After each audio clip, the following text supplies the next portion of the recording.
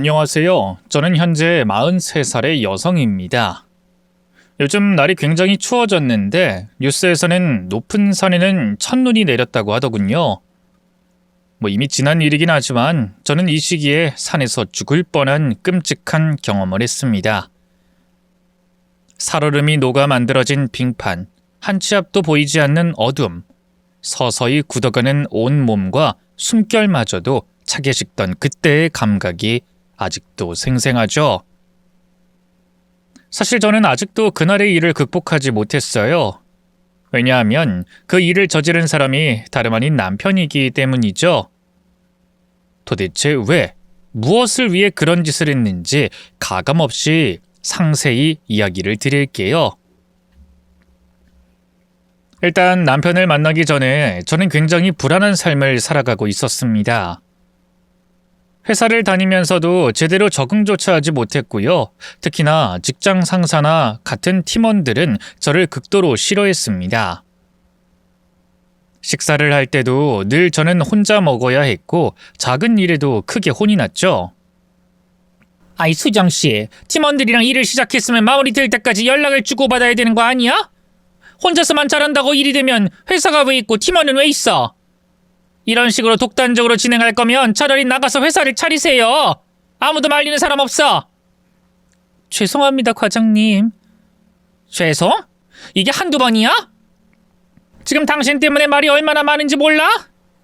다른 사람들한테 민폐가 되는 걸 알면 그만둬. 민폐되지 않도록 열심히 해보겠습니다. 내가 그 말만 몇 개월을 듣는지 모르겠네. 수정씨는 속이 참 편하겠어. 일을 이따위로 해도 잘릴 걱정도 없는 낙하산이니까. 중소기업이 왜 망하는지 알아? 바로 당신 같은 인간들이 바글바글해서 그런 거야. 뭐만 하면 눈물이나 뚝뚝. 이러니까 우리 회사의 여직원이 점점 줄어. 같은 여자인 나도 너 같은 애들 들어오면 골치가 아픈데 남 직원들은 오죽하겠어? 앞으로 주의하겠습니다. 조금만 시간 주시면 저도 딱 제 시간만 되면 퇴근하는 주제 뭐? 나가! 나가서 퇴근 준비나 해!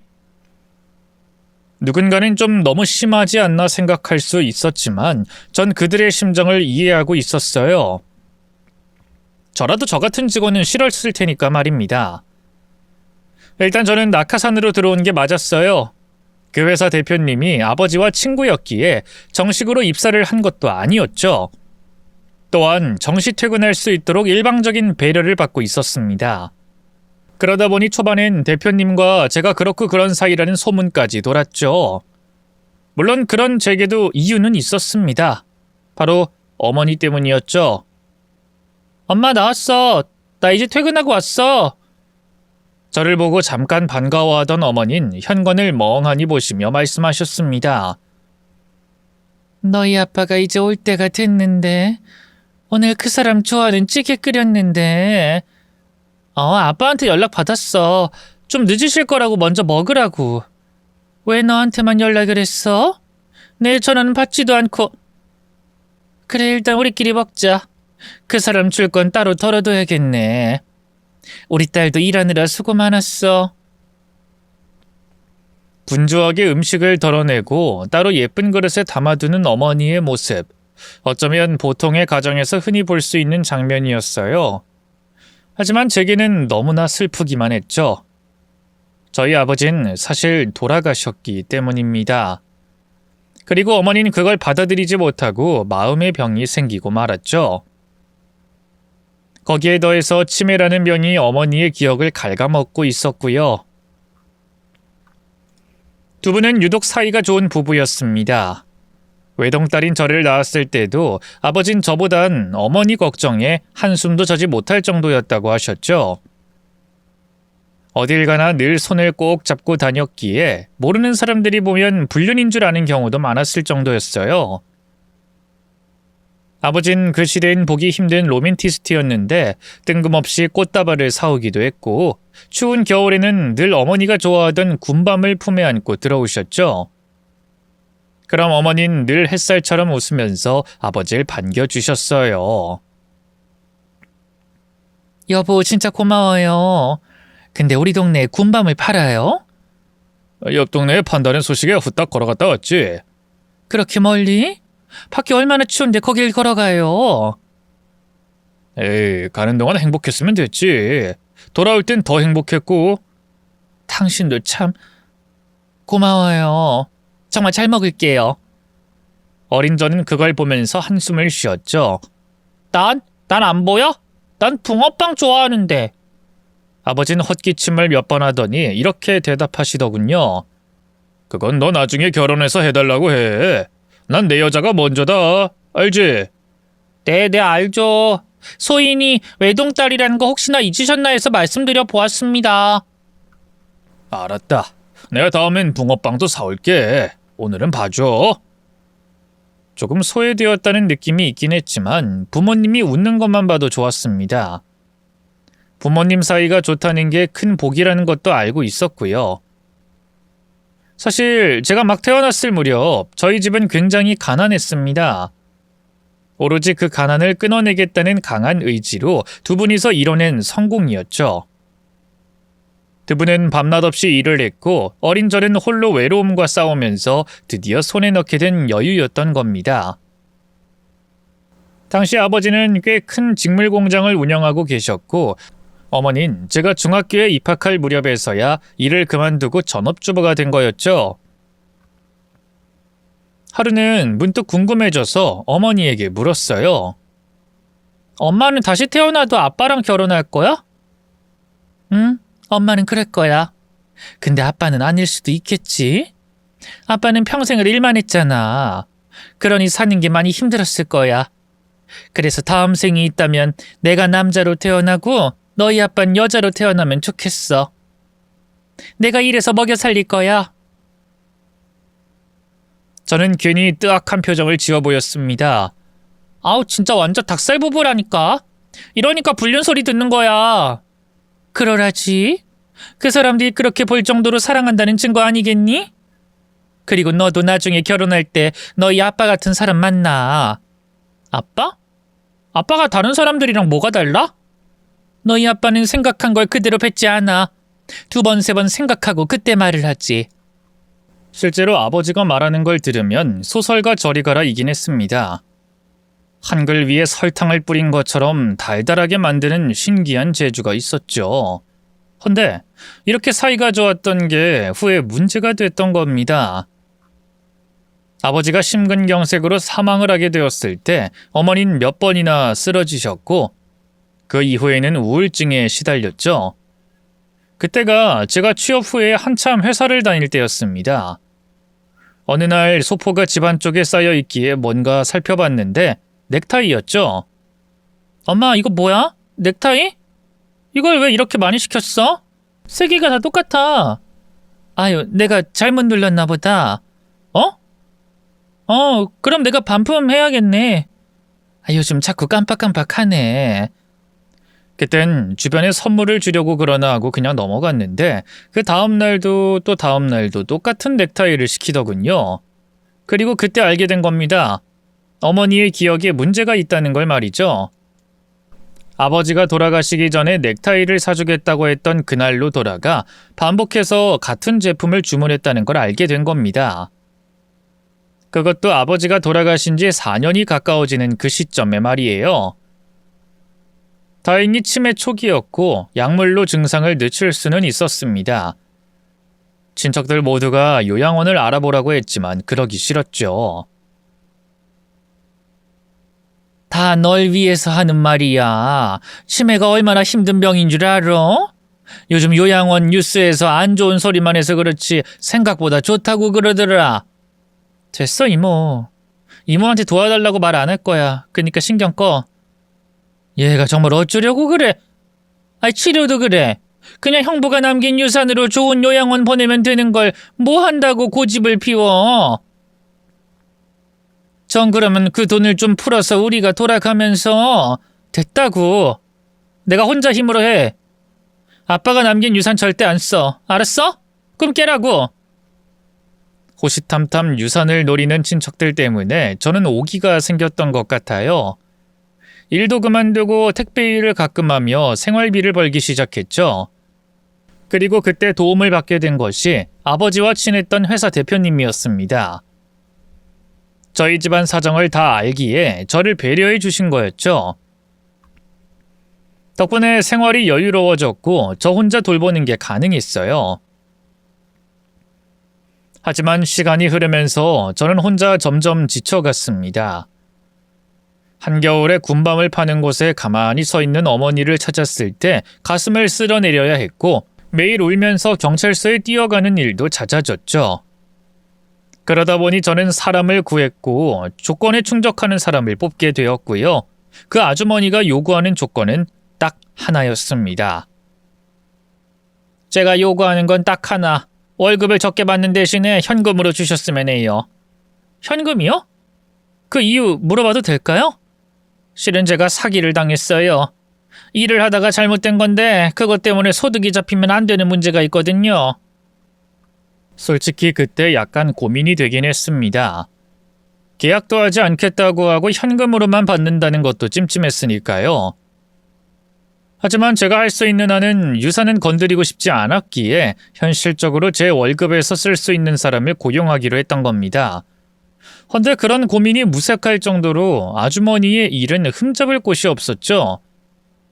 딱히 부탁하지도 않은 집안일까지 도맡아 주신 것은 물론이고 어머니와 연배가 비슷했기에 마치 친구처럼 지내주셨던 겁니다. 그런 아주머니에게 고마워서 저는 기존에 드리려던 월급보다 더 많이 드리는 것으로 대신했죠. 아이 어머 이렇게 안 주셔도 되는데. 아니에요. 고마운 마음에 드리는 거니까 부담 가지지 마시고요. 그리고 말씀 편하게 하세요. 계속 존대받는 게 힘드네요. 그럴까? 오히려 내가 고맙지. 그냥 친구랑 이런저런 이야기하고 식사도 같이 먹고 하는 게 전부니까. 솔직히 놀면서 돈 버는 느낌인데 일부러 이렇게 돈 안 줘도 돼. 진짜야. 그래도 힘드실 텐데. 나보다 아가씨가 더 힘들겠지. 치매는 가족이 힘든 병이야. 그러니 무슨 일 있으면 주말이든 언제든 나 불러. 돈은 더 안 받아도 되니까 나한테 맡기라고. 알았지? 그리고 회사 일도 더 하고 와도 돼. 바깥 일하면서 어떻게 딱딱 시간에 맞춰서 와. 자꾸 그러면 미운 털 박혀. 정말 그래도 될까요? 실은 회사 일이 좀... 당연하지. 앞으로 나 9시에 퇴근할게. 뭐 더 늦어도 되고. 뭐 나야 여기서 드라마나 보면서 놀다 가는 건데. 나이 들어 잠이 없어져서 괜찮아. 아주머니가 없었다면 저는 더 힘들었을 겁니다. 덕분에 일이 바쁠 때는 다른 직원들과 함께 야근까지 하게 됐던 거죠. 물론 좀 달라졌다고 모든 게 잘 풀린 것은 아니었습니다. 특히나 박 과장님은 비아냥거리며 시비도 거셨죠. 때문에 정말 열심히 해도 이전과 크게 달라지는 것은 없었습니다. 업무를 처리해도 저와는 공유조차 하지 않거나 뒤로 빼놓는 경우가 많아서 일을 2번, 3번 하는 것은 다반사였어요. 하루하루가 살얼음판 같았습니다. 그리고 마침 그때 아주머니가 제게 한 가지 제안을 하시더군요. 바로 남자를 소개받아 보라는 거였죠. 아시겠지만 지금 제 상황이 그럴 상황이 아니라 불가능할 것 같아요. 에이, 그건 아니지. 때론 문제로부터 벗어나는 길도 살펴야지. 그리고 상대 남자도 아가씨 상황을 다 알고 있고. 그러니까 이 기회에 머리 식힌다 생각하고 부담 가지지 말고. 그래도 제가 무슨 연애를 할 수 있겠어요. 그것도 시간적으로 여유가 돼야 하는 거죠. 여유는 만들면 돼. 내가 주말에 하루는 사모님이랑 있어 줄 테니까. 내 소원이야. 응?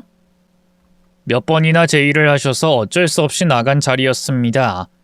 그런데 막상 만나보니 나쁘진 않았죠? 좀 더 솔직히 말하면 얼굴이 아주 잘생겼더군요. 석현 씨는 저보다 5살이 더 많았는데 웹소설을 쓰고 있는 작가라고 했습니다.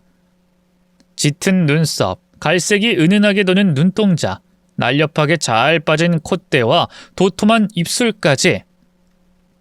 비율이 너무 완벽해서 놀라울 정도였죠. 그 사람이 뭐라 말하는데 정말 아무것도 들리지 않을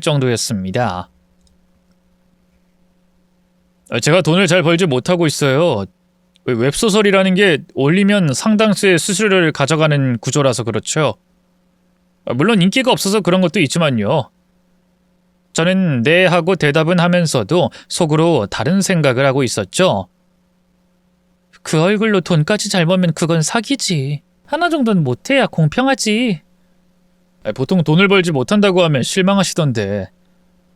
수정 씨는 꽤 좋은 회사 다닌다고 들었는데 어린 나이에 진짜 대단하시네요. 석현 씨도 얼굴이 참 대단하시네요. 네? 저도 모르게 속마음이 나왔네요. 제 말에 석현 씨는 웃었습니다. 빨갛게 달아오른 뺨이며 하얀 치아까지 너무나 완벽했죠. 그 얼굴로는 무슨 짓을 해도 용서가 될 것 같다는 생각을 했었습니다.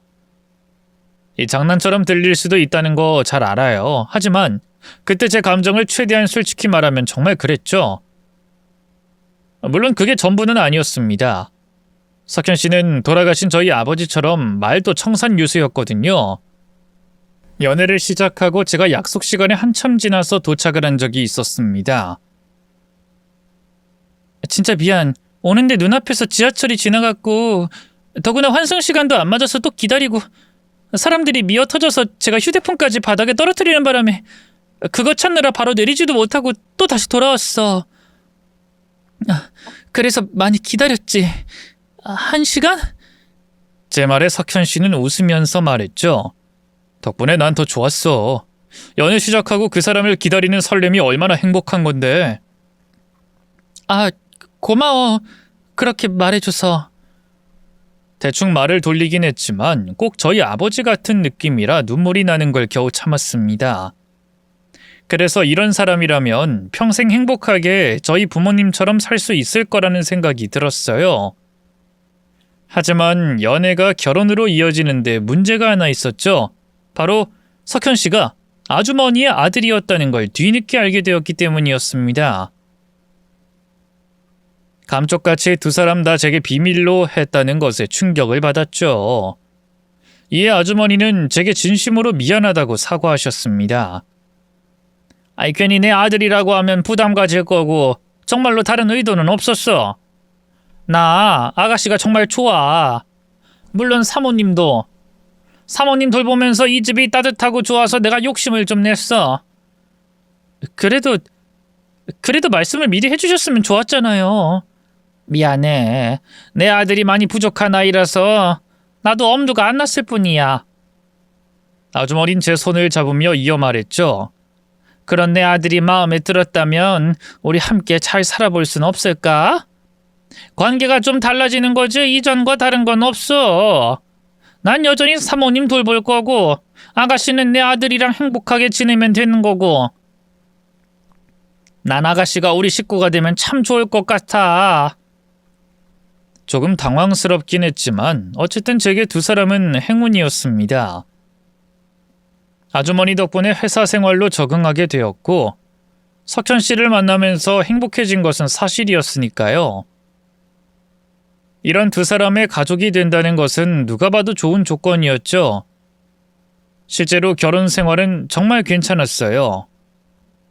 시어머니는 자진해서 저희 어머니와 함께 사시겠다고 하셨고 저는 기존에 석현 씨와 시어머니가 살던 집으로 들어가게 됐죠. 저희 집보다는 확실히 불편하고 좁은 곳이긴 했지만 나름 운치는 있었습니다. 하지만 현실적인 부분은 확실히 걸리는 게 많았죠. 오빠, 저축한 거라든가 뭐 따로 나가는 비용은 얼마야? 고정적으로 들어오는 수익이랑 나가는 비용 알아야 하잖아. 고정 수익? 내가 그런 게 없지. 뭐? 그게 무슨 말이야? 그래도 평균적인 건 있겠지. 연애할 때부터 말했잖아. 초기엔 조금 더 들어와도 나중엔 점점 빠지게 되고 결국 뭐 평균적으로 30만 원? 뭐 많이 벌면 70만 원 정도? 인기 작가의 경우는 다르겠지만 남편은 그렇지 못했습니다. 사정을 아예 모르진 않았지만 그래도 저는 100만 원 정도는 벌고 있다고 생각을 했죠. 그런데 30이라니. 그런데 몇 달 살다 보니 그것도 높게 잡은 거라는 걸 알았어요. 어떤 달에는 17만 원, 또 어떤 달엔 9만 원을 벌기도 했기 때문입니다. 그럼에도 남편은 최선을 다해서 글을 쓰고 있었고 저는 그 꿈을 응원하기로 마음먹게 됐죠. 백수라고 생각하면 마음도 편했고요. 무엇보다 결혼을 하면서 시어머니는 제게 더는 돈을 받지 않겠다고 했고 생활비만 고정적으로 나가는 게 전부였어요. 그렇다 보니 저와 남편 두 사람이 생활하는 것에 아무 문제가 없었던 겁니다. 또 남편이나 시어머니나 휴지 한 장도 아끼는 알뜰한 성격이라 걱정도 되지 않았죠. 하지만 그것도 딱 1년이었습니다. 찜찜한 일이 벌어진 것은 바로 저희 어머니 집이었죠. 주말에 어머니를 뵈러 갔었는데 집이 엉망이었던 겁니다. 온 집에는 술병이 나뒹굴었고 싱크대는 음식물로 가득 차서 물이 내려가지 않을 정도였어요. 날벌레는 코앞을 스치며 날아다니고 어머니 역시도 씻지 않았는지 더러웠죠. 제가 놀라서 어머니를 씻기고 집을 치우고 있는데 시어머니가 안방에서 나오시더군요. 오면 온다고 연락을 해야지. 이렇게 불 쓰고 오는 거 예의가 아니라는 거 모르니? 네? 저희 엄마 집이니까 무엇보다 연락을 안 받으셨잖아요. 그래도 이제 내가 살고 있으니 시댁이라고 생각하는 게 맞지. 앞으로 이런 짓 하지 마라. 저는 기가 차서 말도 안 하고 설거지를 하고 있는데 시어머니가 툴툴거리셨죠. 요즘 사돈 병이 더 심해져서 그 꼴이 된 거야. 나도 최대한 한다고 했다. 하지만 어디 치매 노인 돌보는 게 쉽니? 내가 허리를 크게 다쳐서 살림을 좀 못했어. 씻기려고 했더니 날 때리고 핥히고 난리도 아니었다고. 이거 원. 내가 뭘 하는 건지 모르겠네.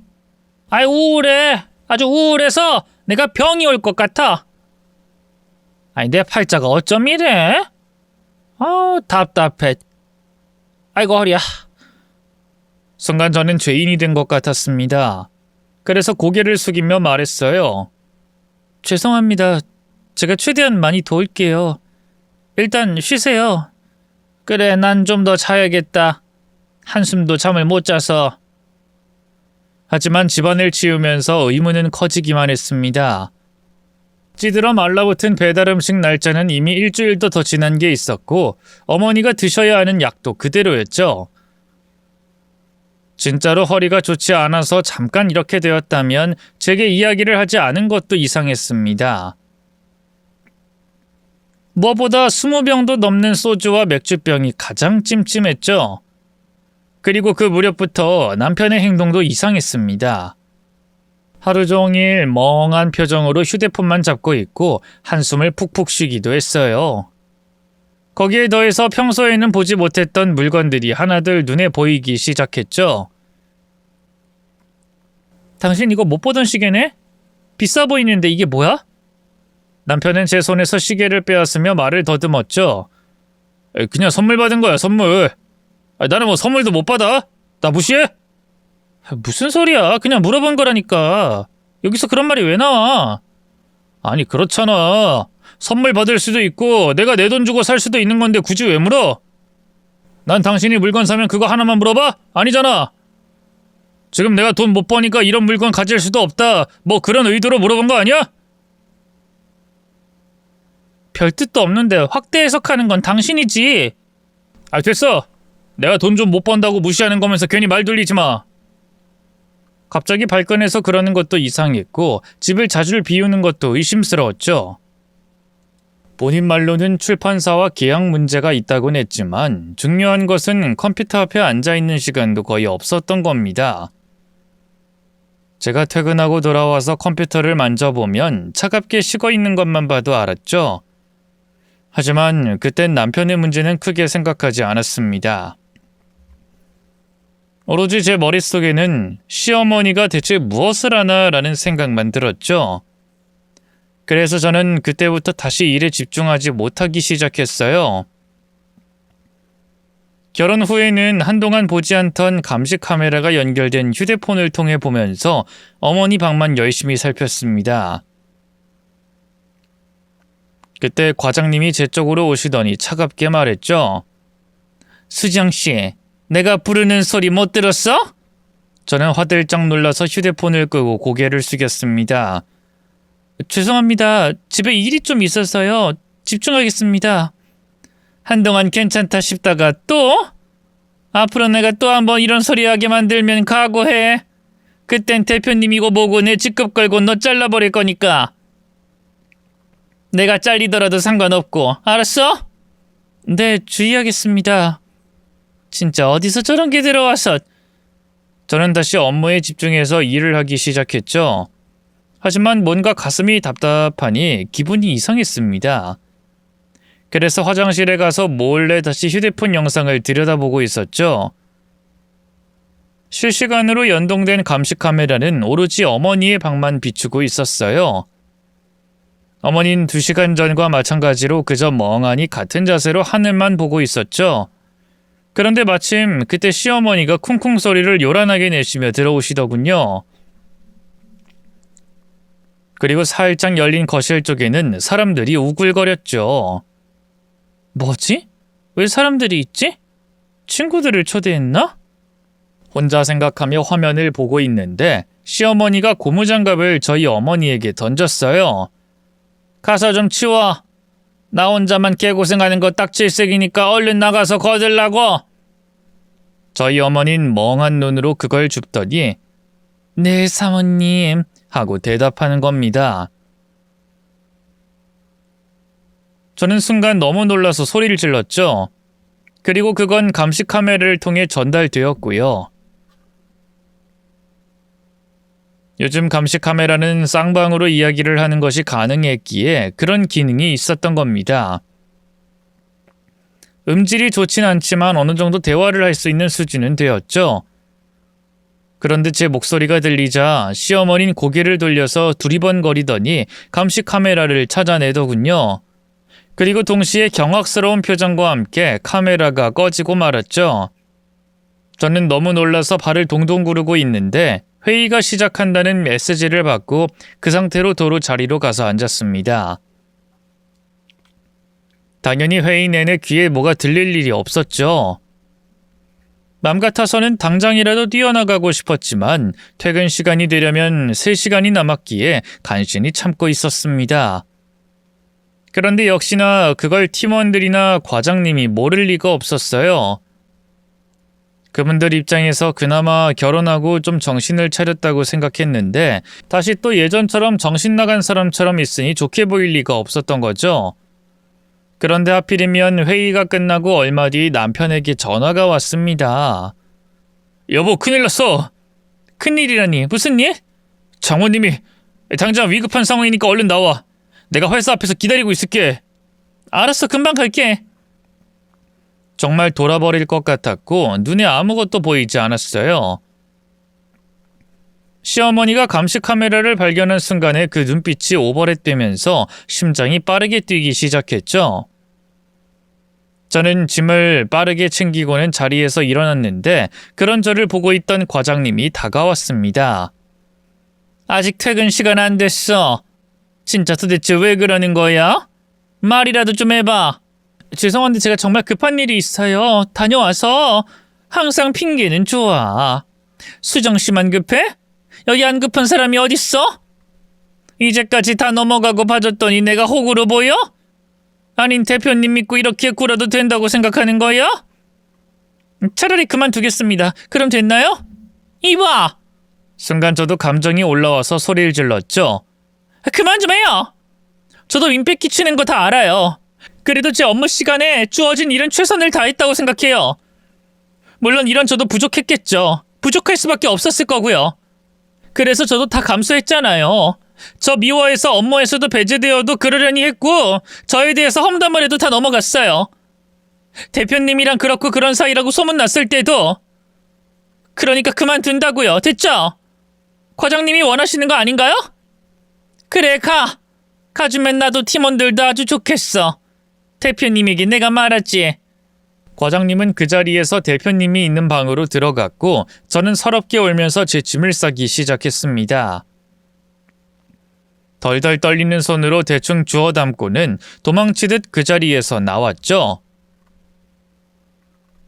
밖으로 와보니 남편이 저희 회사 앞에서 기다리고 있더군요. 차키 줘. 가면서 이야기해. 당신 그 상태로 운전 못해. 가면서 이야기할게. 지금 말을 해. 내가 본 게 있어서 그래.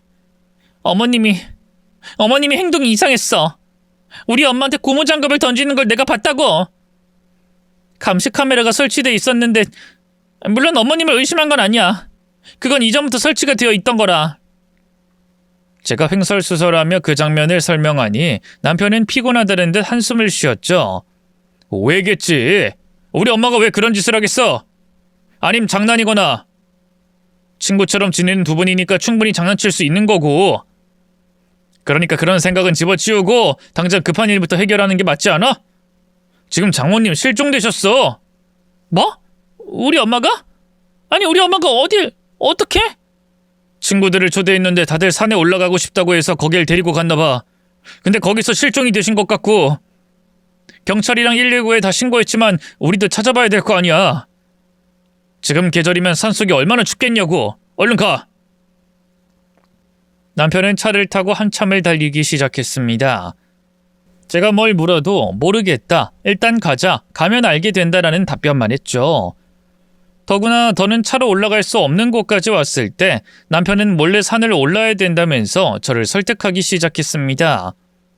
신고했다며. 근데 왜 몰래 가야 되는데? 등산로에 입구와 출구가 여러 개 있어.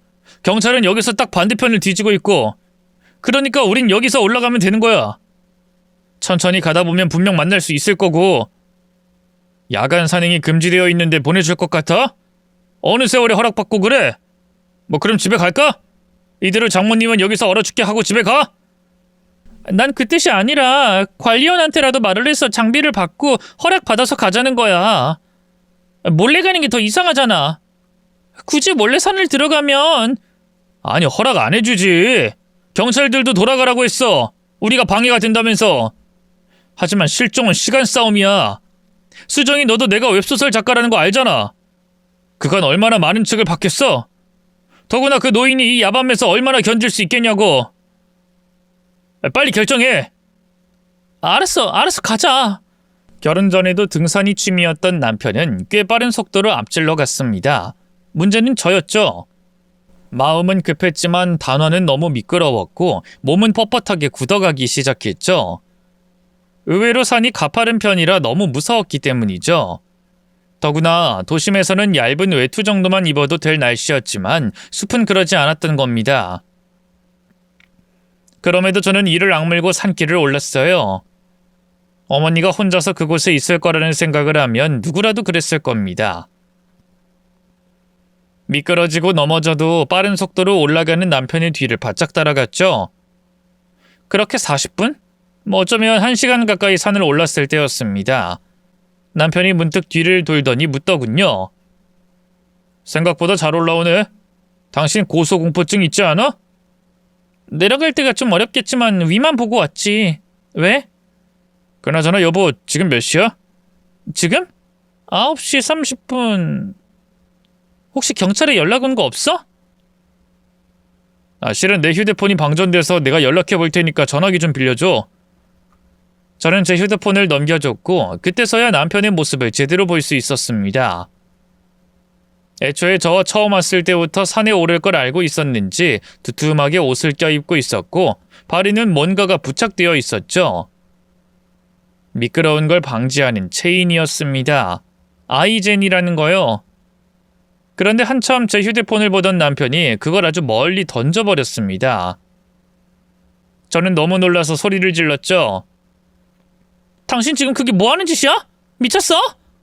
남편은 주위를 두리번거리더니 낮게 말했습니다. 수정아, 나도 일부러 그런 거 아니야. 진짜 어쩔 수가 없었어. 그게 무슨 말이야? 우리 엄마 혹시 잘못됐니? 아니야, 넘어갔다. 장모님 집에 잘 계셔. 그러게 왜 그랬어? 뭐가? 당신 나한테 왜 이러는 건데? 그래, 어차피 이렇게 된 마당에 이야기는 해줄게. 실은 내가 얼굴이 좀 괜찮은 편이잖아. 그래서 여자가 있었어. 물론 진지한 그런 만남은 아니야. 내가 또 현실적인 사람이라서 그냥저냥 데리고 노는 애들이었어. 오해는 하지 마. 난 가정적이거든. 미친놈. 그런 걸 가정적이라고 해? 너 돌았니? 아이, 수정이 너희 아버님이 그렇게 가정적이었다며. 우리 엄마가 그러던데. 그래서 장모님이 그렇게 미쳐버린 거라고. 아마 모르긴 몰라도 나랑 비슷하지 않았을까? 여자들은 아버지랑 비슷한 사람을 남편감이라고 생각한다고 그러더라고. 맞지? 어디서 그 더러운 짓을 하고 우리 아빠를 입에 올려? 저는 남편의 멱살을 잡았는데 동시에 남편이 절 뒤로 밀었죠. 아유, 이런, 혹시 다쳤어? 그러게 이런 산에 오르면서 왜 그런 구두를 신었어? 이거 폭행이야. 알아? 저는 왼쪽 다리에 극심한 통증을 참아가며 일어나서 남편의 뺨을 때렸습니다. 그래, 때려. 여자들이 좋다는데 마다할 남자가 어딨어? 그리고 나도 억울해. 그년이 나를 협박했다고. 당신한테 이 일을 알리겠다고. 그래서 나도 어쩔 수 없었어. 근데 당신도 알고 있는 거 아니야? 아니면 진짜 몰랐어? 우리 엄마가 이제까지 한 짓은? 도대체 무슨 말을 하는 거야? 내가 뭘 알고... 그때 제 머릿속을 번뜩 스치고 지나간 것은 제가 감시 카메라로 보던 순간이었어요. 그제서야 그 일이 왜 일어났는지 알게 됐죠. 시어머니는 저희 어머니에게 무슨 짓을 저질렀고 당연히 제가 모를 줄 알았지만 감시 카메라가 있다는 사실을 알게 된 겁니다. 그러니 들켰다는 생각에 저를 이 산으로 끌고 오게 시켰던 거였죠. 저는 최대한 침착하게 물었어요. 설마 날 죽이려고 그러는 거야? 증거는 차고 넘치는데 이러고도 무사할 것 같아? 내가 누굴 죽이겠어. 그냥 우린 좀 다툰 거지. 도중에 당신이 날 버리고 떠나버렸다고 하고 난 당신을 찾다가 지쳐서 내려간 걸로. 그렇게까지 하는 이유가 뭐야? 나도 3년 초과라서 그래. 수정이 너한테는 정말 미안해. 하지만 우리 엄마가 시켰어. 나도 오죽하면 이러겠어? 데리고 놀던 여자애는 발칙하게 날 협박하고 넌 그 망할 감시 카메라로 뭔가를 봤고 엄마가 그렇게 난리를 부리는데 아들인 내가 뭘 할 수 있겠냐고. 너 팔자라고 생각해. 조심해서 내려와. 늦은 야산에 뭐가 나올지 아무도 모르거든. 남편이 돌아서려고 했을 때 전 다시 그 사람을 잡았죠. 우리 엄마한테 무슨 짓 했는지만이라도 말해. 그건 나도 몰라. 난 그냥 휴대폰을 빼앗고 오지 못하게 하라는 말만 들었을 뿐이고. 분노로 온몸이 떨렸지만 저는 제 다리에 오는 통증을 무시할 수 없었습니다. 그래서 꼭 참고 그런 남편에게 애원하기 시작했죠. 여보, 그 감시 카메라는 저장은 안 돼. 정말이야. 심지어 난 오늘 말고는 영상 확인한 적도 없어. 그런데 굳이 이런 짓을 왜 해? 당신도 알잖아. 그 감시 카메라 아기들 보거나 강아지 보는 용도야. 저장하고 그럴 수 없는 제품이라는 거. 그건 그렇지만 방금 내가 말해서 이미 다 알게 된 걸 어쩔 거야? 당신은 나랑 이혼할 거잖아. 위자료까지 물어주고 빈털터리로 이혼하느니 차라리 뭐? 날 죽인다고? 혹시 당신 녹음이라도 따로 하고 있어? 우린 딱 여기까지 하자. 그럼 이만. 남편은 의심스러운 눈으로 보면서 슬금슬금 저와 거리를 벌렸습니다. 어떤 증거도 흔적도 남기지 않으려는 듯 죽이겠다라는 말은 절대로 하지 않더군요. 하지만 그곳에 저를 혼자 두고 가는 것은 죽으라는 것과 마찬가지였습니다. 애초에 저는 극심한 야맹증에 고소공포증까지 있는 사람이었기 때문이었죠.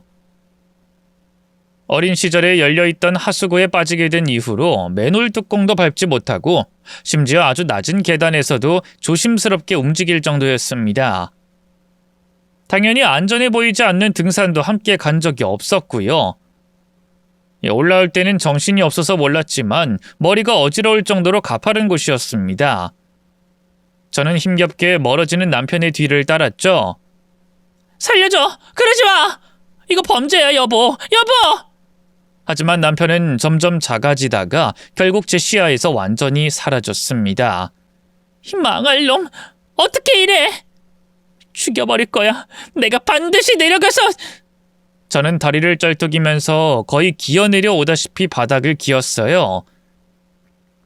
이따금 눈물이 앞을 가리고 두려움에 온몸이 떨렸지만 죽을 각오로 내려왔죠.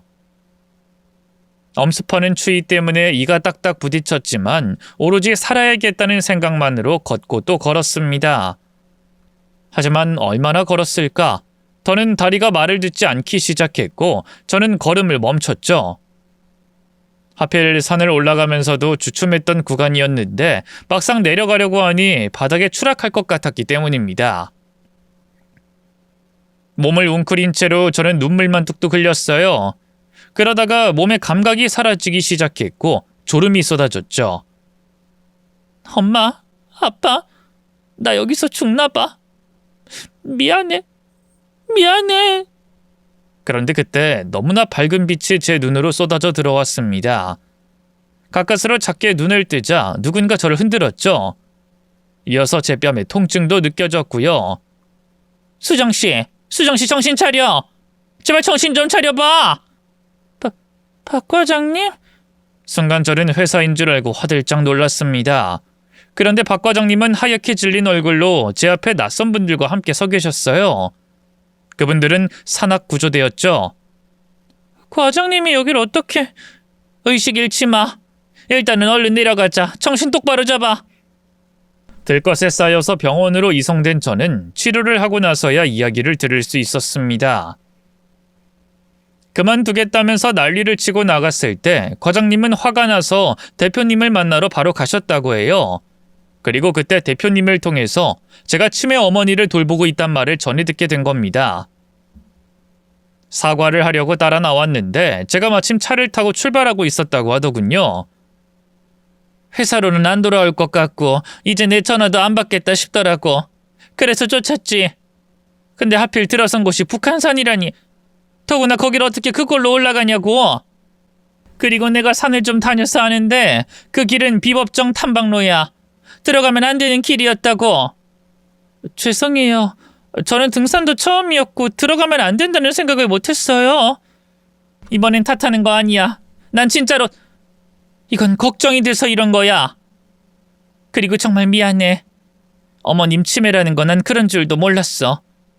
진작에 알았더라면 좋았을 텐데. 아니에요. 엄마 일을 남들 입에 오르내리게 하기 싫고 딸 고생시킨다느니 나라면 차라리 자살을 했을 거라니 그런 말 듣기 싫어서 제가 대표님에게 부탁드렸어요. 다른 사람들이 저희 엄마 치매라는 거 모르게 해달라고요. 그래, 이해는 된다. 나라도 말하기 힘들었겠네. 근데 그 늦은 시간에 산에는 왜 오르는 거야? 옆에 있던 남자 누구고? 그 사람은 차 타고 어디 가던데? 제가 모든 이야기를 다 전하자 과장님은 모두 진지하게 들어주셨죠. 그리고 뒤늦게 연락받고 대표님도 찾아오셨죠. 대충 박 과장님한테 이야기 들었어. 내가 변호사고 뭐고 다 선임해주마. 그래, 요새 이상하게 네 아버지가 꿈에 나오더니 이런 일이 있었던 거야. 그 망할 놈의 새끼. 나 저걸 내가 아주 찢어버리든가 해야지. 어머니가 걱정이에요. 시어머니가 무슨 짓을 한 것 같은데. 사람 써서 알아보면 돼. 걱정 마. 너는 내 딸이나 다름없다. 알았니? 일단 안정 취해. 대표님이 사람을 시켜 뒷조사를 해본 결과는 정말로 끔찍했습니다. 어머니의 앞으로 되어 있던 적금이 해지되어 있었고 대출 마이너스 통장까지 있는 상태였거든요. 더구나 어머니 앞으로 되어 있던 집의 명의까지 남편의 앞으로 최근에 변경이 되어 있었죠. 그걸 알고 저는 엄청나게 눈물을 흘렸습니다. 과장님이 그런 저를 많이 달래주셨고요. 일단 그 지옥 같은 집에서 어머니를 데리고 나온 게 우선이겠네. 제가 경찰들 대동해서 가면 아니, 쥐도 궁지에 몰리면 무슨 짓을 할 줄 몰라. 죽었다고 생각한 수정씨가 나타나면 오히려 공격적으로 나올 수도 있다는 말이야. 더구나 도망을 가거나 재산을 은닉하려고 들 거고. 어머님은 내가 데리고 나올게. 어차피 내 얼굴은 모르니까 적당히 둘러대면 돼. 과장님이요? 그래도 혹시 위험하면 어쩌려고 그러세요? 걱정 마. 우리 팀원들이 돕기로 했어. 우리 팀에 한덩치 하는 사람이 둘이나 있잖아. 그 사람들 데리고 가서 병원에서 정기적으로 한 검사라고 데리고 나올 참이야. 당분간은 우리 집에 계시게 하려고. 우리 집 시골이라서 공기도 좋거든? 부모님한텐 이야기 해놨어. 그래도 제가 돌보는 편이. 일단은 일이 다 해결되면 그렇게 해. 그리고 수정이 너도 다른 사람한테 도움을 좀 청할 줄도 알아야 해. 혼자서 해결할 수 있는 일은 많지 않아. 그래도 저 혼자 이제까지 다 했고.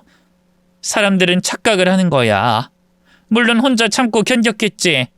하지만 그렇다고 너 혼자 이런 건 아니야. 대표님만 해도 수정씨 감싸주려고 입국 다물고 있었고 배려해줬잖아. 나나 직원들도 나쁜 말을 하긴 해도 어쨌든 수정씨 업무 분담한 것도 사실이고. 이게 도움이 아니야? 맞네요. 제가 생각이 짧았어요. 감사합니다. 그럼 좀 도와주세요. 그래, 내가 기꺼이 도울게. 뭐든 말해. 과장님이 나서주신 덕분에 무사히 어머니는 빼올 수 있었습니다. 이야기를 들어보니 어차피 재산은 탈탈 털어서 다 가지고 가서 그런지 딱히 막지도 않았다고 하더군요. 그리고 나머진 대표님이 소개해주신 변호사님이 나서주셨어요. 재산 문제는 일단 크게 걱정 안 하셔도 될 겁니다. 이 치매라는 게 확인이 되고 병원 치료를 받고 있었으니 증여 무효 확인의 소송, 부당 이득 반환 소송 같은 민사를 통해 돌려받을 수 있어요. 또 형사고소도 동시에 진행해보죠. 다만 살인 미수가 좀 걸립니다. 그게 왜요? 저를 죽이려고 했다고요? 부작위에 의한 살인, 그것도 미수라면 사실상 처벌받기가 굉장히 힘듭니다. 일단 증거도 확보가 되어 있지 않죠.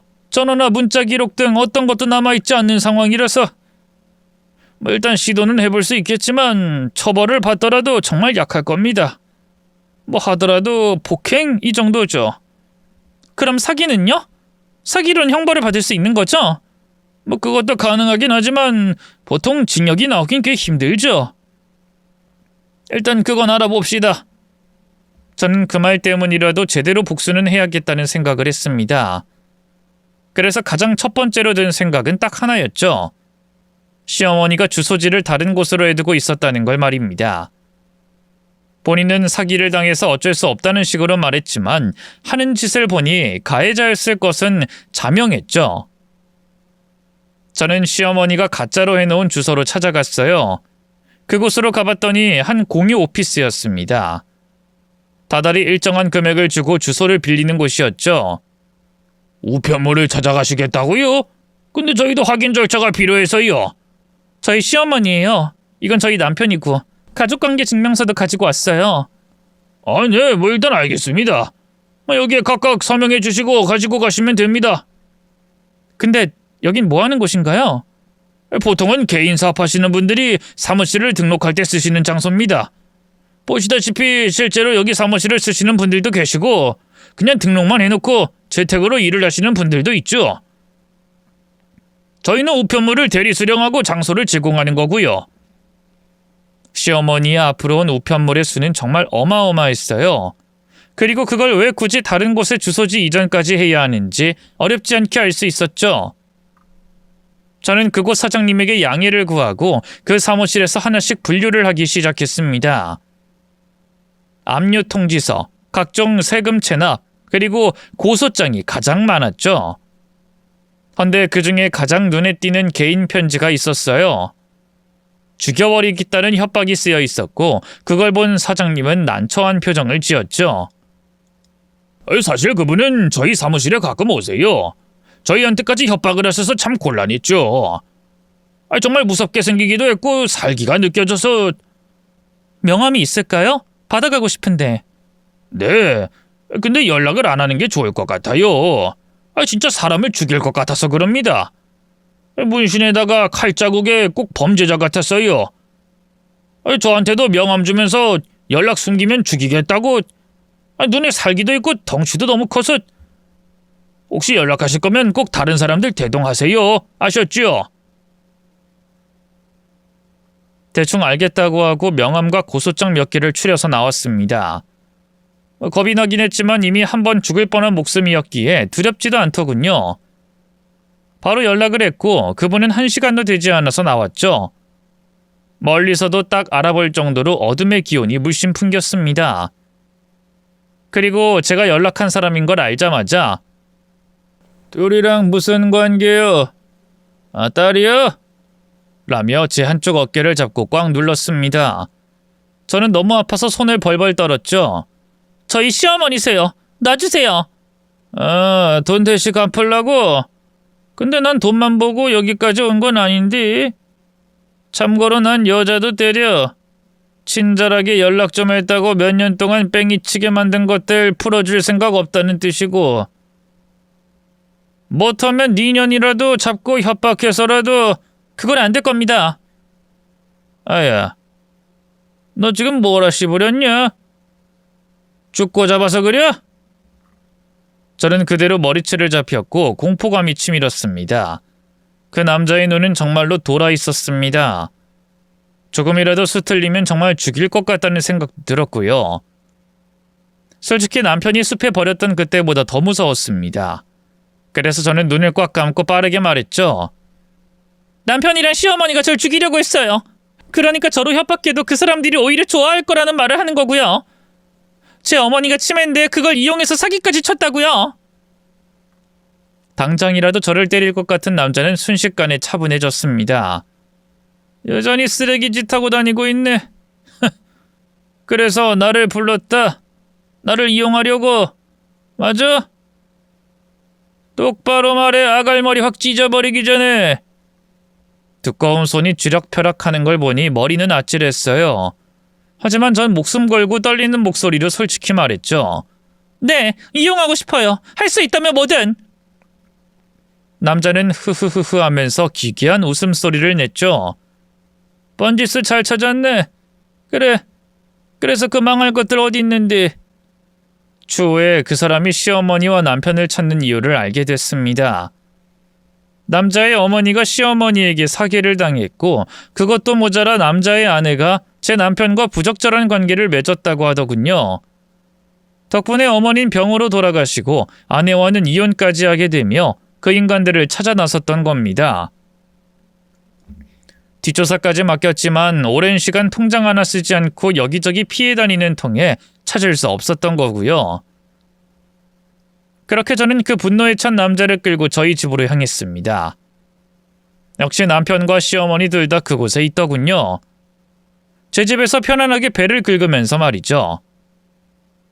남편은 저를 보고 경악을 했고 시어머니는 남자를 보고 겁에 질려서 비명을 질렀죠.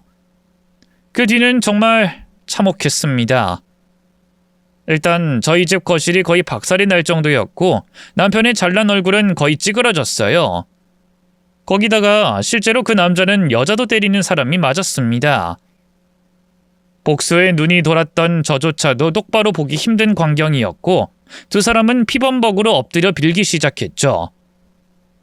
앞니가 몽땅 빠진 남편은 새는 발음으로 남자의 발을 잡고 말했습니다.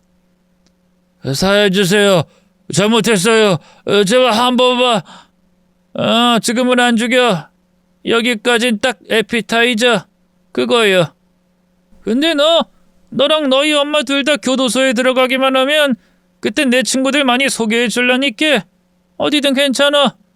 그니까 우리 들어가서 보자.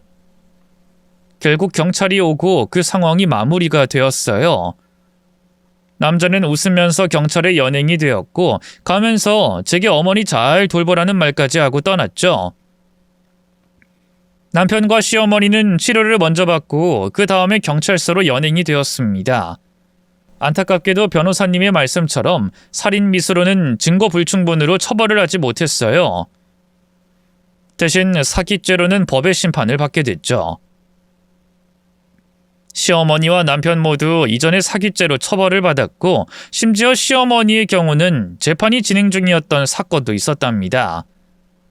그런데 다시 또 사기죄로 고소를 당하니 이번엔 징역형이 선고됐죠.